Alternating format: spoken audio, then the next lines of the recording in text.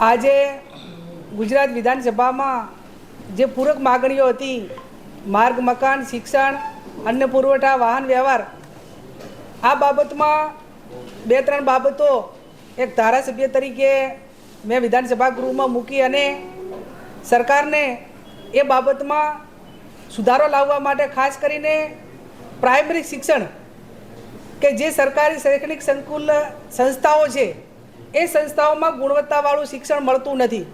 ક્યાંક ભૌતિક સુવિધાઓનો અભાવ છે, ક્યાંક શિક્ષકો નથી અને ક્યાંક સરકારે જેના ઉપર અમલીકરણ કરવા માટેની જે સિસ્ટમ હોય એ સિસ્ટમમાં વાલા દવલાની નીતિના કારણે સરકારી જે સંસ્થાઓ છે એમાં માતા પિતા બાળકને ભણવા માટે ઓછું મૂકવાના કારણ એ જ છે. અને હું માનું ત્યાં સુધી મોટા ભાગની પ્રાઇવેટીકરણ એ સરકારમાં બેઠેલા લોકોની સંસ્થાઓ હોવાના કારણે સરકારી શિક્ષણ પાડી ભગે તો જ તેમને ત્યાં વિદ્યાર્થીઓ દાખલ થાય આવી માનસિકતા પણ કદાચ સરકારમાં બેઠેલા લોકોની હશે. એટલા માટે કરીને ધારાસભ્યોના, મંત્રીઓના, સચિવોના કોઈ બાળકો સરકારી શૈક્ષણિક સંસ્થાઓમાં ભણતા નથી, એમને પ્રાઇવેટમાં ભણાવે.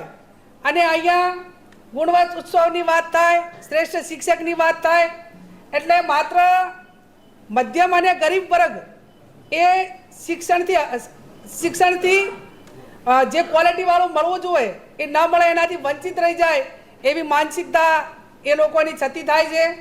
અને આ બાબતમાં અનેક વખત જ્યારે ખુલાસા બંધ વાત થઈ હોય ત્યારે એનું ગ્રેડેશન આપવાનું હોય, શ્રેષ્ઠ શિક્ષકનો એવોર્ડ આપવાનો હોય તો એમાં પણ કઈ વિચારધારાનો છે, કયો લાગતો વળગતો છે, કોણ એમની વાહ કરે છે, આવું શિક્ષણની અંદર ના હોઈ શકે.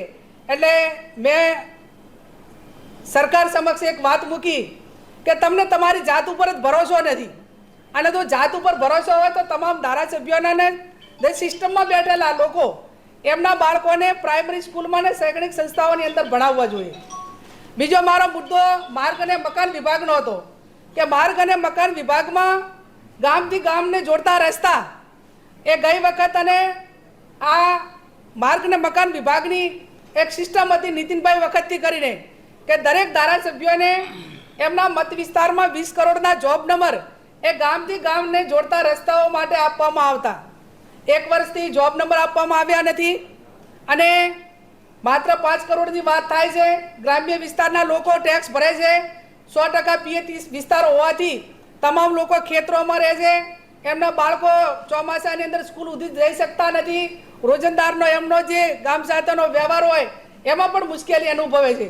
ખાસ કરીને મેં વાત કરી કે તમે શહેરી વિસ્તારની અંદર બ્રિજો બનાવો અને બ્રિજો એવા બનાવો છો કે ઓપનિંગ પહેલાં તૂટી જાય, નિર્દોષ લોકોના જીવ લે. એ તમને એવડું મોટું બજેટ એ રાજ્ય સરકારને આપવા માટે પોતે આપે છે અને ગ્રામ્ય વિસ્તારમાં નાનું મોટું બજેટ પણ આપતા નથી. માર્ગ ને મકાન વિભાગમાં જે વર્ષો જૂના સિંગલ રસ્તા છે એને વસ્તીનું ધોરણ વધ્યું, ટ્રાફિક વધ્યું, આ એક્સિડન્ટની સમસ્યાઓના બધી ઘટાડવા માટે એને પોળા કરવા પણ ખૂબ જરૂરી છે. મુખ્યમંત્રી સડક યોજનાની અંદર માત્ર 5,000 કરોડનું બજેટ ફાળવ્યું છે કે જે 22,000 કરોડનો કુલ બજેટના સરખામણીમાં ઘણું ઓછું છે. એટલે આ વાત પણ અમે સરકાર પાસે મૂકી છે.